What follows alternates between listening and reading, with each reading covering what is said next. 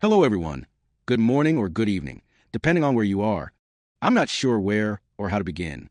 The event I'm about to describe happened not too long ago, perhaps a few months back, but every detail is still etched in my mind. I work as a pilot, and this job has exposed me to many things, situations stranger than fiction. But what happened on this flight? That was something else entirely. Something that has made me think 1,000 times every time I take to the skies. I won't mention the airline's name, the flight number, or any details that could identify anyone involved with me. Not myself, not the captain I was with, not even the flight attendants. Privacy is important, and I don't want any trouble for anyone. Anyway, it was a routine night flight from an airport in one Arab country to Cairo International.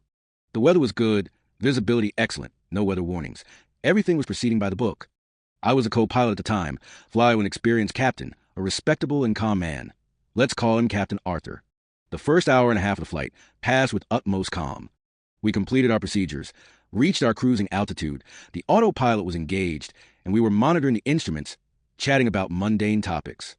The engine sound was steady, like a gentle music one gets used to. The passengers were almost all asleep or watching movies. A classic atmosphere for any long-haul night flight. Suddenly, the cockpit intercom buzzed. It was one of the flight attendants.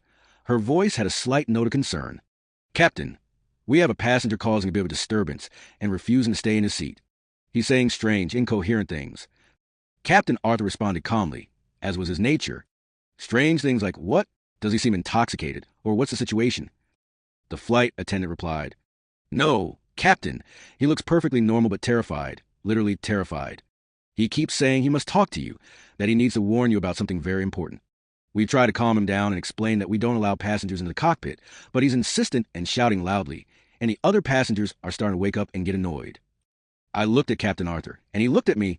This wasn't the first time a passenger had caused a problem, but usually it was for trivial reasons or someone was just afraid of flying.